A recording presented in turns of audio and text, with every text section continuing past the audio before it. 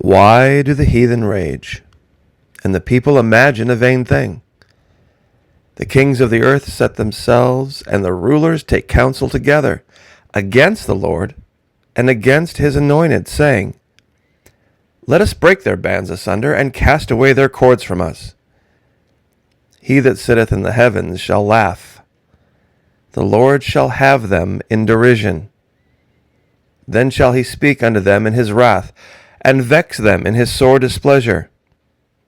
Yet have I set my king upon my holy hill of Zion. I will declare the decree. The Lord hath said unto me, Thou art my son. This day have I begotten thee.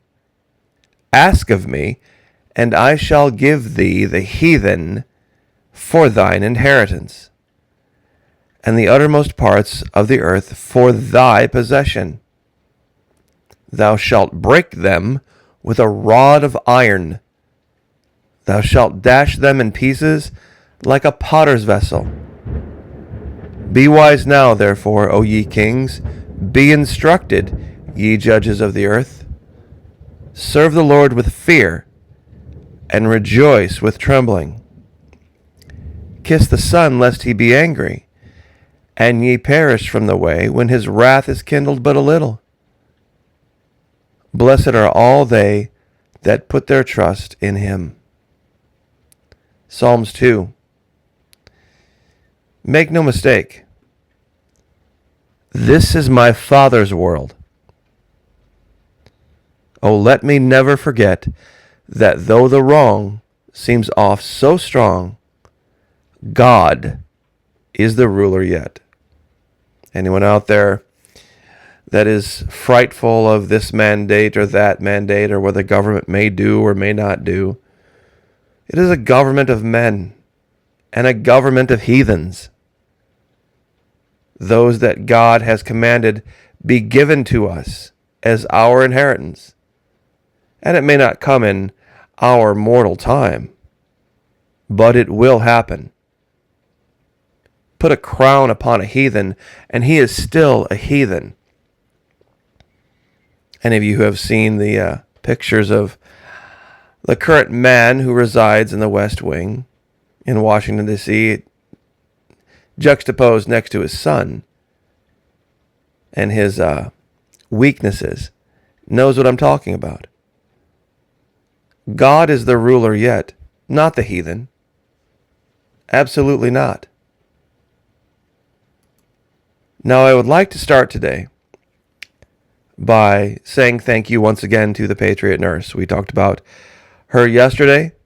Very few people have had the guts and audacity to stand up and speak the real, cold, hard truth of things. She's one of them. I've tried to support a lot of channels here on this platform, and that support usually doesn't go two ways. However, in this video from yesterday, I did get a thank you from the Patriot Nurse. And believe me, I know that seems like it's a small thing, but to me, it's a huge thing.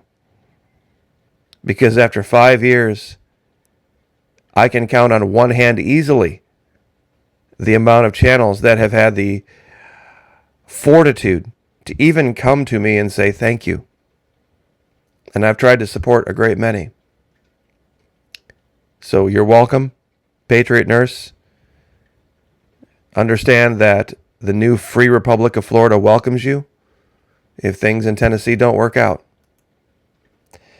But in her video yesterday, she talked about, and in passing very quickly, this series Turn that came out on AMC some years ago, probably 6-7 years ago, talking about Washington's spies and the real story of how the revolution came to be and how it succeeded and how long it took and the sacrifices that were necessary. This picture on the left, I think, sums it up well. On the left, tyranny. On the right, states' rights. Tyranny, states' rights. Tyranny, states' rights. In another movie, I believe it was The Patriot, there was an exchange, a very short one, that illustrates this. The actor playing Colonel Burwell says, "You all know why I'm here. I'm not in order, and I would not try to convince you of the worthiness of our cause." He's in South Carolina, attempting to get them to join the revolution. He says, "I'm a soldier, and we are at war. From Philadelphia, we expect a declaration of independence. 8 of the 13 colonies have levied money." Oh, wait, did they levy retweets? Maybe they levied shares. No, they levied money in support of a Continental Army. And he was there petitioning South Carolina to be the 9th. One of the people in council there said, "Massachusetts and Virginia may be at war, but South Carolina is not." And the reply, "This is not a war for the independence of 1 or 2 colonies, but for the independence of 1 nation." Someone in the gallery says, "What nation is that?" He says, "An American nation." And this gentleman says, "There is no such nation, and to speak of one is treason." Howard, "We are citizens of an American nation, and our rights are being threatened by a tyrant 3,000 miles away." Now pay attention. Here's where things get murky. The main character here, Benjamin Martin. "Would you tell me, please, Mr. Howard, why should I trade one tyrant 3,000 miles away for 3,000 tyrants 1 mile away? An elected legislature can trample a man's rights as easily as a king can." You see, he made a very prescient statement here. This was years ago. You see, if you have the wrong people, it doesn't matter whether that wrong person is a king or those wrong people are in a legislature. It's about people. Of course, a king can. A Christian, moral king can be a wonderful blessing to his people. Just as a Christian moral legislature can be a blessing to their people. But those without that virtue, no matter whether it's a king or no matter whether it's a legislature, can be an equal damnation. This is why I started with the scripture I did, because it's about heathen versus civility. This is why states' rights is the only answer. Right now, states' rights is the only answer. And those of you who don't believe it matters, it does. Would you rather live in Michigan, in Pennsylvania, Wisconsin, Washington State, Oregon, or would you rather live in Florida, Texas, or South Carolina? But wait a minute, I thought we were all America. I thought we were all America. No. You see, the people who came here fled a king, a corrupt king, to live in no governance. But no governance was not the ultimate answer.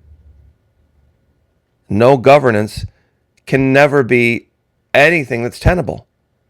I love this picture because it shows just how difficult life would have been. Imagine living in a colony like this. You arrive on the shores, your days will be filled morning till sunset with nothing but hard, back-breaking work all day long. Hopefully you have enough food. Hopefully. And even later on, decades later, still more back-breaking work all day long. And you'll need allies. Jamestown would have collapsed without the Native Americans. And the revolution would have failed without the French. I've shown maps like this, and they are generalities. They are absolute generalities. There are divisions now being seen between Florida and Tennessee. between South Carolina and Missouri, between Texas and Iowa. There are huge differences, which is why this is the only answer. States' rights is the only answer. People love to wave that American flag with the 50 states and the stripes and all that. That's not the answer, guys. That's not the answer. That whole patriotism thing, that's not the answer. Because that's worship of Washington, D.C. And I know that's a hard thing to hear. Because it feels like America failure, America collapse, all this kind of stuff. It's not. This was meant to be a country where states governed themselves. And judgment is coming. Make no mistake, judgment is coming. And you're going to have to make a decision. Something else the Patriot Nurse said that was very prescient. You're going to have to make a decision. Geography is going to matter. This whole thing with Cuba is a wonderful illustration. There is very little difference between D.C. and Havana. Very, very little difference. The only difference? We're wealthier. That's it. Because what is being prescribed as the fix for Cuba? More money, free shit, free internet, send them money, send them this, send them that, send them the other. You notice nobody's talking about exporting capitalism. Nobody's talking about that. Should Havana not levy taxes for roads or levy taxes for schools or libraries or anything else? Wouldn't that be socialism? The only difference between Havana and D.C. is money. And right now, Washington, D.C. lives under the beneficent auspices of the petrodollar. And that's that. And those of you thinking that I'm overstating the case about Florida, our governor is about to announce very shortly a ban on mask mandates. We tried, we pleaded with our localities to not restrict the freedoms of their citizens. Florida is a place where we like to defer to localities to make their own choices. And that, generally speaking, is a good choice. But when localities choose to ally themselves with tyrants in Washington, D.C., that's where we have to step in at the governance level and say, no, you may not err on the side of restriction and tyranny. You may err on the side of liberty. And good case in point, go down to Miami Beach or South Beach.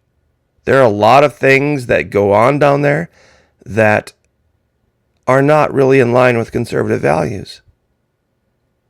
Some of those beaches, to my mind, they might as well be nude beaches. But that's another video for another day. But that errs on the side of liberty, does it not? If you err on the side of liberty and freedom, Florida will stand with you. But if you start to move the other way, toward tyranny and control, that's where we're going to step in. And don't have any mistake on this, my friends. We will have the king's peace in the state of Florida. It doesn't matter what we have to do. We will have the king's peace in Florida. And I do mean the king, the one ruling on his throne in heaven. Period. That's why we have the governor we do, full stop. Psaki, Biden, D.C., irrelevant to the state of Florida. And if they want to try to come here, oh, please let them. It won't work. We've defeated the CDC once. We will defeat them again. Mr. Biden was just down here. The whole issue in Surfside. Sitting next to, equal to, our governor. And he didn't have a negative word to say. Not one. Because he knew better. Let that soak in for just one moment. And I'll leave it there.